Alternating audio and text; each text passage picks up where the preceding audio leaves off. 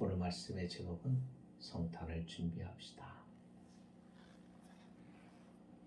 요즘에 성탄절의 모든 분위기에 사람들이 즐거워하고 또 파티도 하고 선물도 하고 가족끼리 시간을 내어서 또 즐거운 시간도 갖고 다 좋습니다. 그런데 자꾸만 시간이 가고 세월이 지나면서 성탄의 가장 중요한 의미와 성탄에서 정말 중요한 핵심은 빼놓고 성탄의 분위기만 즐기는 사람들이 너무 많았습니다. 참 안타깝죠. 이게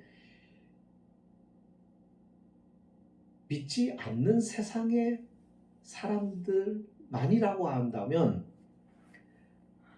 저 사람들이 하나님을 모르니까 그냥 그 어떤 축제 분위기에 취해서겠지 하겠지만 오늘날 교회 안에도 우리 믿는 성도들 안에도 성탄의 의미를 모르고 성탄절을 맞이하는 성도들이 굉장히 많다는 것입니다. 참 이상해요. 이상하죠. 처음에 우리의 믿음 생활하고 지금 우리의 믿음 생활하고 많이 달라져 있는 것을 봐요. 첫사랑, 처음 믿음은 참 순결하고 순수하고 주님을 향한 애달픔이 있었다고 한다면 수십 년이 지난 오늘날 지금의 신앙은 순수함도 잃어버리고 주님을 향한 사랑도 첫사랑의 그 감격, 감동, 열정도 식어버리고 무덤덤해지고 좀 그런 모습 아닌가요? 그러면서 왜 그런 생각을 해보신 적이 있으세요? 왜 그렇지? 사실은 우리가 신앙생활하면 갈수록 더 주님과 가까워져야 되고 시간이 갈수록 믿음생활을 오래 할수록 주님을 더 많이 닮아야 되고 좀 그래야 되는 것 아닐까요? 그런데 왜 정반대로 가는 걸까요? 시간이 갈수록 믿음에서 자꾸 멀어져요. 주님과 멀어져요. 하늘의 소망과 상관이 없어져요. 자꾸 세상의 것들에 대하여 관심이 많고 세상 것들로 인하여 기쁨을 얻으려고 하고 세상 것들로 인하여서 우리의 심령이 왔다 갔다 흔들립니다.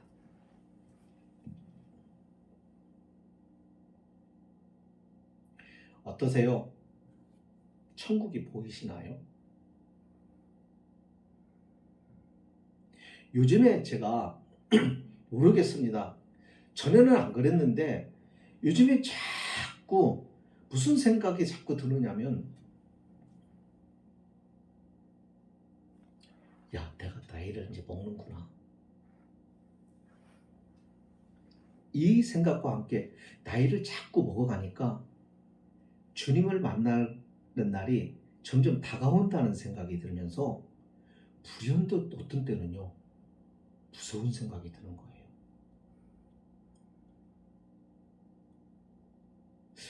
지금 내 이 믿음으로 주님을 보면 주님을 만나면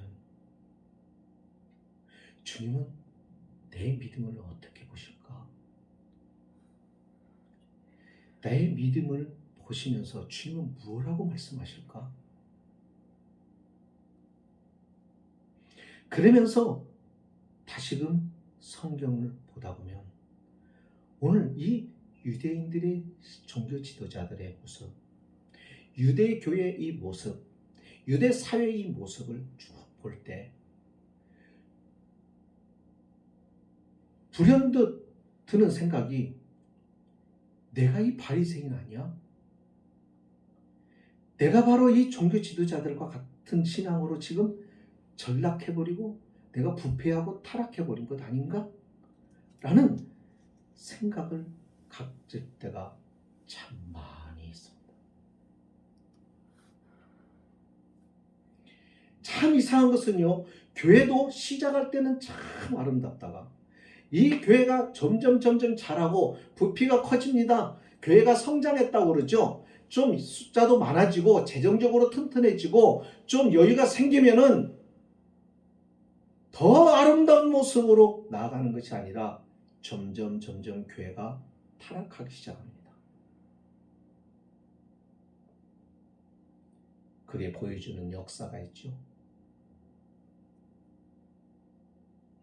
교회가 타락해서 결국은 성경으로 돌아가야 된다고 외치고 종교 개혁이 일어나죠.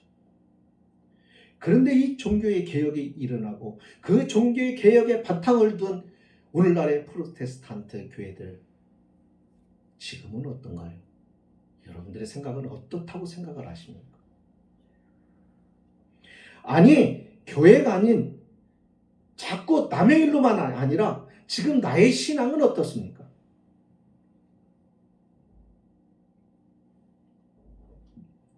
어디서부터 잘못이 되는 걸까? 그러면서 이 생각이 드는 거예요. 오늘 말씀. 나는 예수님이 지금 오시면 재림이 아니라 만약에 예수님이 나에게 찾아오신다면 나는 예수님 알아볼까? 나는 예수님을 알아볼 수 있을까? 여기 서기관, 바리새인, 종교 지도자, 대제사장들 분명히 예수님을 봤습니다. 예수님과 대면했습니다. 그런데 그들은 예수님을 메시아로 알아보지를 못해요.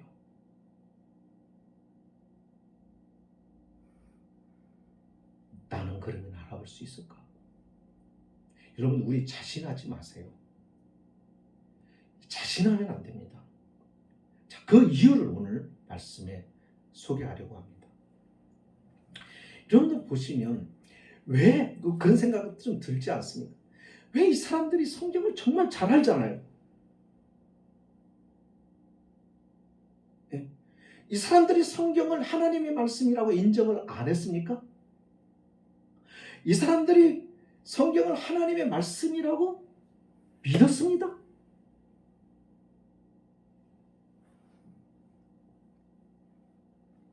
그런데 주님을 못 알아봐요.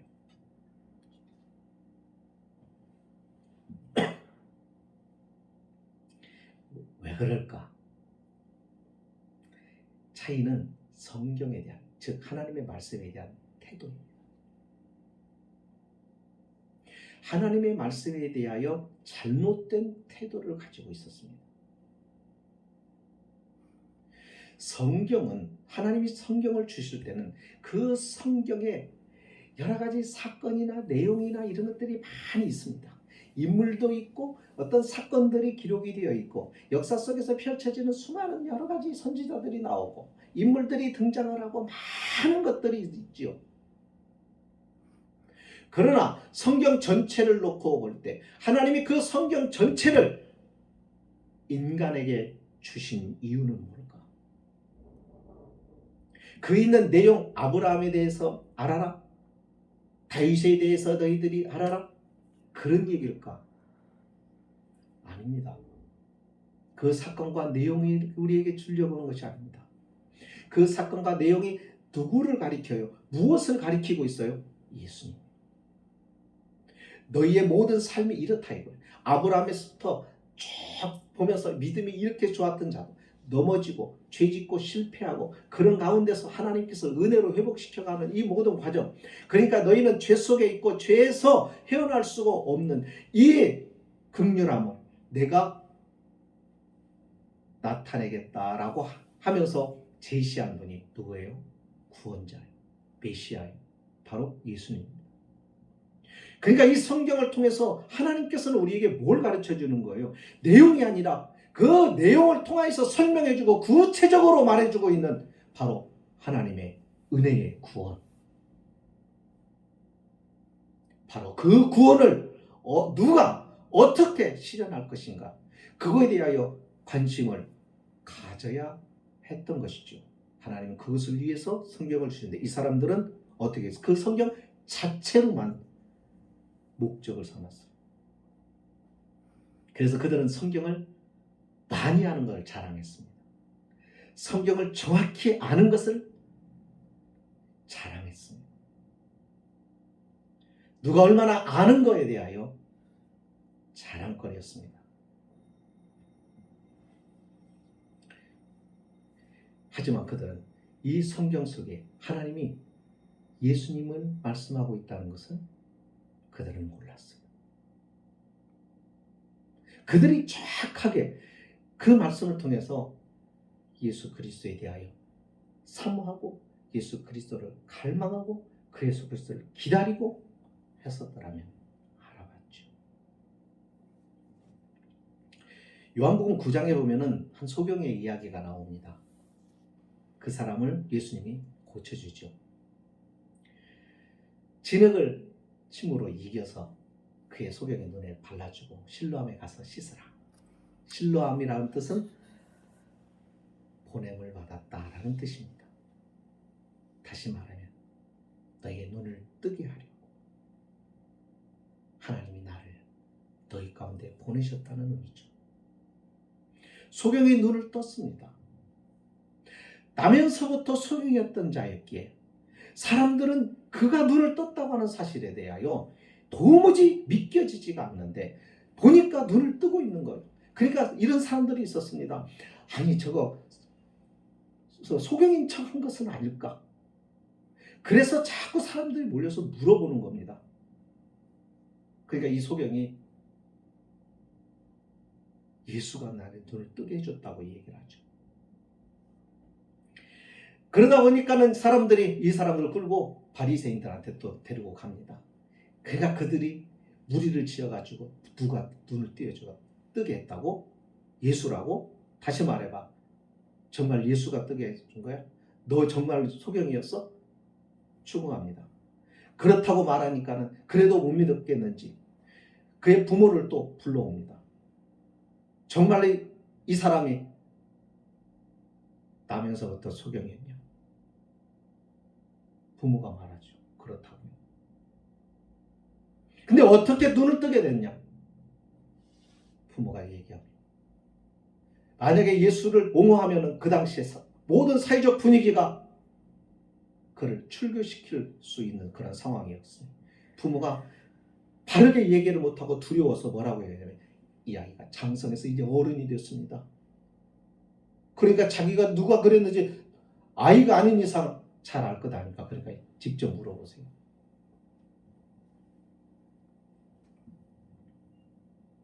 그래서 다시 묻죠. 몰라서 묻는 게 아닙니다. 어떻게 그런 일이 있을 수가 있을까? 에이, 그러나 절대로 그런 사람이 아니야. 주님을 자꾸 밀쳐내고 싶었고 사람들로부터 분리시키고 싶었고 그런 의도와 목적을 가지고 이야기를 하죠. 그러자 이 소경이 이렇게 말합니다. 9장 30절에서 그 사람이 대답하여 이르되 이상하다. 이 사람이 내 눈을 뜨게 하였으되 당신들은 그가 어디서 왔는지 알지 못하는도다. 하나님이 죄인의 말을 듣지 아니하시고 경건하여 그의 뜻대로 행하는 자의 말을 들으시는 줄 우리가 아나이다. 그렇죠? 죄인의 말을 들으시지 않고 의인의 말을 하나님이 들으신다는 거예요. 그러면서 32절에 창세 이후로 맹인으로 난 자의 눈을 뜨게 하였담을 내가 지금까지 듣지 못했는데 이 사람이 하나님께로부터 오지 아니하였으면 아무 일도 할 수 없었으리이다 라고 이렇게 말합니다. 그러니까 이 소경 이야기는 누구예요? 무슨 얘기예요? 예수님이 하나님께로부터 온 분이십니다. 만약에 그것이 아니라면 그런 분이 아니라면 내 눈을 뜨게 할 수가 없다 이겁니다. 그게 증거라 이겁니다. 근데 왜 당신들은 그걸 받아들이지 않느냐라는 것이요. 왜 그래요? 예수님에 대해 생소한 거예요. 여러분 우리가 또 마찬가지예요. 우리도 예수라고 하는 이름을 불러요. 교회를 다니면서 아 예수 믿으면 구원 받는다. 들어요. 그죠? 이 사람들이 메시아에 대해서 못 들은 건 아니에요. 모르는 거 아니에요. 알아요. 보았어요. 만났어요. 대화도 해봤어요. 근데 중요한 건 뭐예요?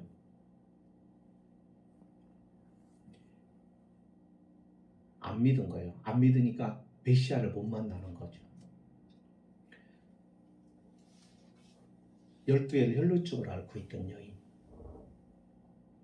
그 여인이 자기의 그 질병으로 인하여 너무 힘들었어요. 사는 게 너무 힘들었어요. 그러니까 이 여인에게 있어서 예수님은 너무 필요하고 예수님 만나는 게 누구보다도 절박한 사람이에요. 예수님 주변에 사람들이 많이 있었어요. 무리들이 지어 있어서 도대체 예수님 있는 자리까지 가기는 이 여인이 감당할 수 없었습니다. 그런데 그 인파를 뚫고 들어가서 예수님의 옷자락을 만지잖아요. 그 옷자락을 만졌을 때 그 여인의 그 마음이 뭐였어요? 나는 절대적으로 주님이 필요한 거예요. 사람들이 나를 부정한 여인으로 돌로 쳐서 죽일 수도 있습니다. 그런데 이 모든 것보다 차라리 내가 죽을지언정 주님을 한 번 만나고 내가 주님의 옷자락이라도 만지고 했으면 좋겠다 라는 그 절박한 마음으로 주님을 향하죠. 사람들은 예수님이 그냥 단순히 예수님으로 보였지만 이 여인은 자신에게는 어떤 분이에요? 메시아예요. 구원자예요. 그런 간절한 마음으로 주님의 옷깃을 붙잡았습니다. 그러자 치유가 있어져. 예수님의 주변에 사람은 많지만 예수님을 만나고 예수님으로부터 그가 구원자요 하나님의 아들이요 전능하신 하나님이라고 하는 분명한 체험을 하는 사람은 일부에 불과합니다. 교회를 다니는 사람 모두가 다 그런 것이 아닙니다. 교회를 다니는 사람 가운데서 몇 사람들이 이 은혜를 체험합니다.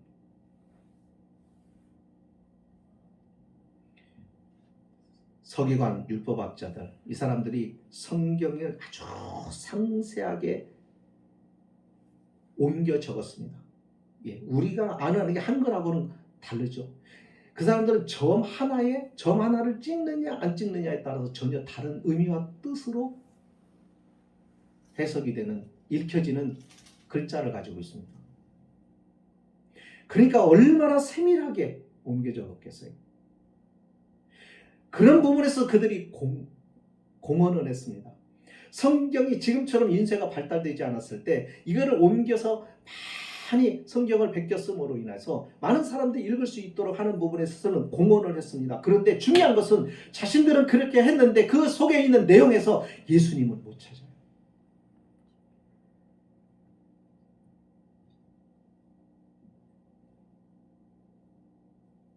신앙이라고 하는 것이요, 내가 교회를 다니고 있어서가 다가 아니죠. 성경은 가지고 있다고가 다가 아니죠. 성경의 내용을 알고 있다는 게 전부가 아니죠. 성경에서 말하고자 하는, 성경에서 내리는 최종적인 결론, 가장 중요한 핵심, 성경이 말하고 있는 그 예수 그리스도를 네가 만났느냐 이거예요. 너는 그 예수 그리스도와 바른 관계를 지금 맺고 있느냐 이겁니다.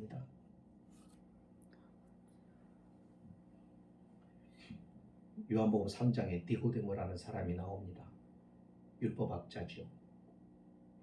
이 사람이 예수님을 밤중에 찾아 나온 것은 예수님에서 알고 싶고 예수님과 토론하고 싶고, 그래서 예수님이 도대체 어떤 분인가에 대한 관심이 있었습니다. 그러나 그가 예수님을 믿으려고, 그가 하나님의 아들이로 메시아로 인정해서 나온 게 아닙니다.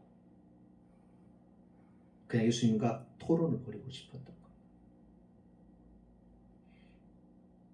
그래서 예수님의 토론을 거절해버려요. 그리고 뭐라고 얘기하는 줄 아세요? 사람이 거듭나지 않으면 하나님 나라를 볼 수 없다라고 말합니다. 이 얘기가 무슨 의미냐면 최소한 너와 나하고는 토론 자체가 안 된다 이거.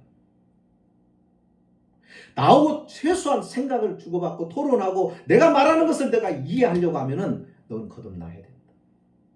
거듭나지 않으면 네가 가지고 있는 학문, 네가 가지고 있는 성경적 지식 아무 소용이 없다. 다시 말하면 하나님의 말씀에 대하여서도 이해하고 해석하고 하는 모든 부분에서 하나님의 인도하심, 즉 예수 그리스도의 영에 붙드시고 함께 하셔야만 깨달을 수가 있고 알아갈 수 있다. 그러니까 거듭나려고 하면 주님을 가까이 하는 거죠. 주님을 만나야죠. 주님을 만나야 달라지죠. 새로워지잖아요. 이전 것 가지고는 안 되는 거죠. 새로운 것이죠. 성경을 하나님이 주신 것은 예수 그리스도를 성경을 통하여 보라는 거예요. 성경에 있는 내용은 모두 예수 그리스도에 대한 이야기예요. 인물도 사건도 예수 그리스도를 지향하고 있어요. 그러니까 성경을 유대인들은 가지고 있고 성경을 소유하고 있으면서 성경을 연구하고 성경을 베껴 쓰고 성경에 대하여 그들은 하나님 말씀이라 믿고 있으면서도 그들은 그 성경에서 설명하고 있는 예수 그리스도를 몰라요. 요즘에 유대교는 어떻습니까? 예수님을 압니까? 왜 모를까요? 지금도 유대교는요, 이사야 53장의 내용을 금지하고 있습니다. 못 읽게 해요. 왜? 이사야 53장은 고난받는 그리스도의 종 메시아에 대한 이야기예요. 우리가 잘 아는 그가 상함은 우리의 허물을 인하며 쭉 그는 연한 순 같다. 어린 양과 같다. 털 깎는 자 앞에 잠잠한 양과 같이 그 고난을 참고 이 모든 묘사들이 아주 적나라하게 묘사가 되어 있습니다. 그들이 그 내용을 보면은 그가 즉각적으로 아는 거예요. 그가 예수 그리스도구나. 이것을 금기시켜서 유대인들은 이걸 못 읽게 합니다. 지금도요. 그래서 유대인들하고 이야기를 해보신 분들이 유대인을 전도할 때 이사야 53장의 내용을 읽어봤느냐고 물어보면 안 읽어본 거예요. 그래서 읽어주는 거예요. 누구를 가리키는 것 같냐 자꾸 물어봐요. 이렇게 해서 지금 유대교에 대하여 전도를 하고 있습니다.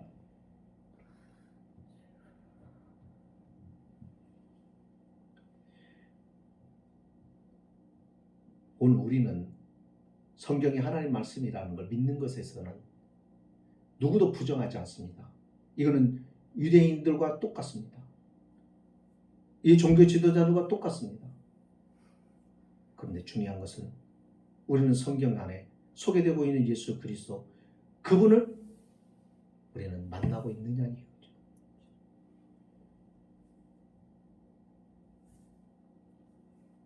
성경 우리가 주일학교 때 제가 이제 주일학교를 다니면서 보면 성경 공부도 많이 했고 성경에 대해서 많이 가르쳤어요.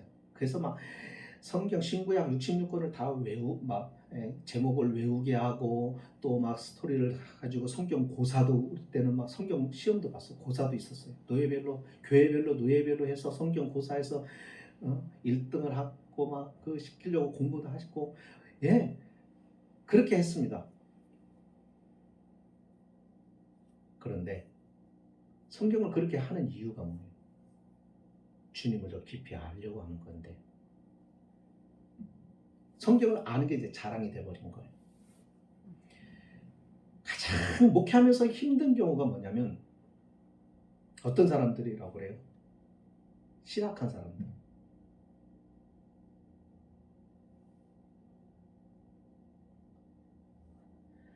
안다고 아는 척은 많이 하는데 순종하고 섬기는 삶은 못해요. 이런 믿음은 아는 게 아니잖아요. 얼마나 알고 있느냐가 아니란 말입니다.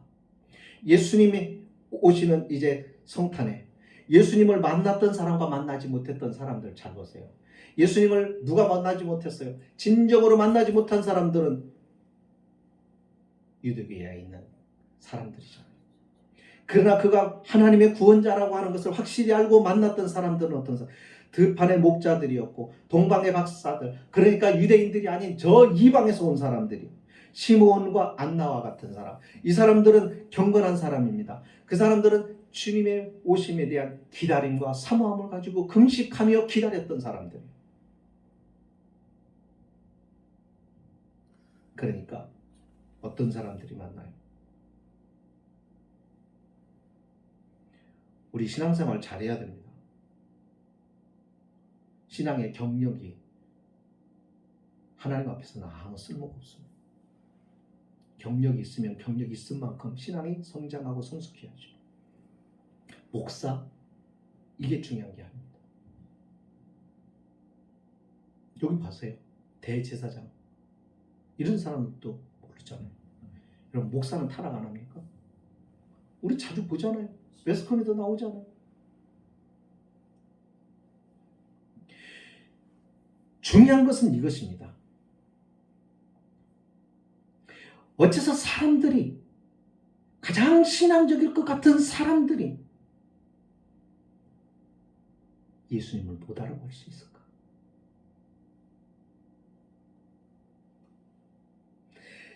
전혀 신앙적인 것 같지 않은 사람들이 오히려 예수님을 만날 수 있었을까? 그 이유가요, 이거예요. 주님이 가장 주님을 필요로 하는 사람. 주님을 누가 필요로 하냐면 자기가 어떤 사람인가를 알고 자기의 영적인 상태를 알 때 주님이 그 다음에 필요한 거예요. 자신이 병들은 줄을 몰랐을 때는 의사와 병원이 필요 없어요. 자신이 병들고 이 병이 심각하다, 이 병이 빨리 이 문제, 이게 너무 깊어서 손 쓰지 않으면 위험하다, 그 절박함을 깨닫고 나야 의사를 찾아가고 병원을 찾아가고 한 것처럼 자신의 영적인 상태를 제대로 알아야 주님을 갈급하게 찾게 됩니다. 그러니까 오늘 우리가 그거예요. 주님을 간절히 찾는 사람들이 어떤 사람들? 자신이 죄인이라는 거, 얼마나 심각하다, 은혜가 아니면 소망이 없다는 거. 그러니까 바울이 뭐라고? 자기는 죄인 중에 괴수라고. 그게 다른 게 아닙니다. 그 정도로 자신을 깊이 들여다본 거예요. 자신을 보면 볼수록 자신은 소망이 없다는 것을 깨달은 거예요. 그 사람이 주님을 향하여 찾아요. 그러니까 반대로 생각하면 오늘날 성도들이 왜 하나님을 안 찾느냐? 자기 상태를 진단할 줄을 모르고 자신이 어떤 상태인지를 모르는 거. 내가 주님이 필요치 않은 거, 필요한 줄을 모르는 거.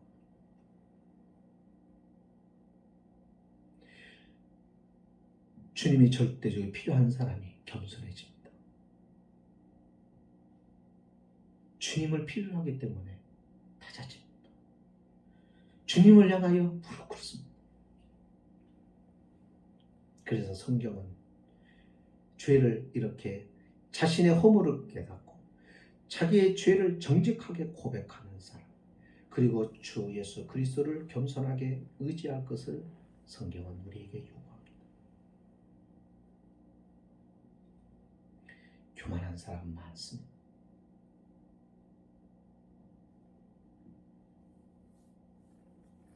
저는 자꾸 갈수록 이런 사실에 대해서 이 신앙생활이 이거예요.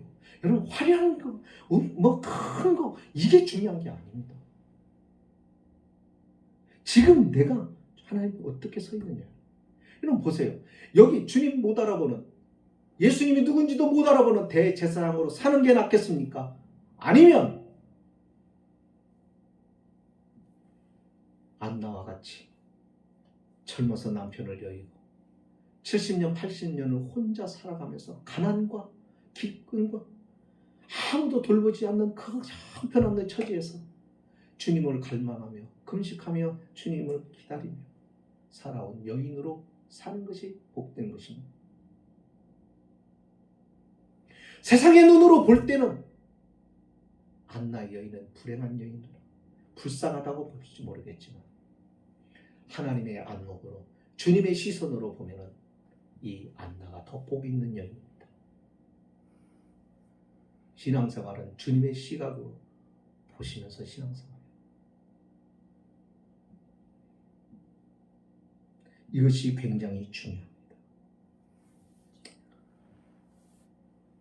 말씀을 마칩니다. 오늘부터 한 주간 이제 우리가 성탄을 기다리는 마음, 다시 말하면 동방의 박사들에게 이렇게 별이 나타났을 때 어제 나타났고 오늘 예루살렘 온 게 아니잖아요. 오래전에 별이 나타나고 별의 인도를 받고 동방에서부터 베들레헴까지 왔단 말이죠. 오는 과정 속에서 이 별이 의미하는 그 메시아에 대한 궁금함과 기다림과 막 알고 싶고 막 기대되는 마음과 이 마음 가지고 왔던 것이죠. 시므온과 같은 사람, 안나와 같은 사람, 이 사람도 1, 2년을 기다린 게 아닙니다. 수십 년 동안을 이 메시아를 기다리다가 어디서 만나요? 성전에서 만나잖아요. 아기 예수님을 성전에서 만납니다. 오늘 우리도 마찬가지입니다. 오늘 성탄을 그저 맞는 것이 아니라 기다림 속에서 맞이하자는 거죠. 성경이 말하고 있는 그분, 하나님 우리에게 주신 성경이 통하여 우리에게 가리키고 있는 바로 그분에 대한 기다림, 그분에 대한 사랑, 그분에 대한 임재를 갈망하며 우리가 성탄을 맞이할 때, 성탄절에 우리는 예배를 통해서 우리는 주님을 만나는 클라이막스 절정을 경험하는 그런 영광과 그와 같은 기쁨과 그와 같은 은혜를 그날에게 맛보게 될 줄로 믿습니다. 우리 한 주간 그와 같이 겸손한 마음으로 우리 자신의 상태를 살피고, 우리가 절망적이고 소망이 없는 사람일수록 그러니까 내 의지와 내 힘으로는 도무지 감당을 안 되는 거예요. 그래서 주님을 바라보고 주님의 도우심을 구하는 겸손한 자로 주님의 내게 임하시는, 그래서 그 성탄에 주님을 만나는 그런 은혜를 기대하고 사모함으로 기다리며 한 주간을 보내는 우리 모두가 될 수 있기를 주의 이름으로 축복합니다. 걸어가시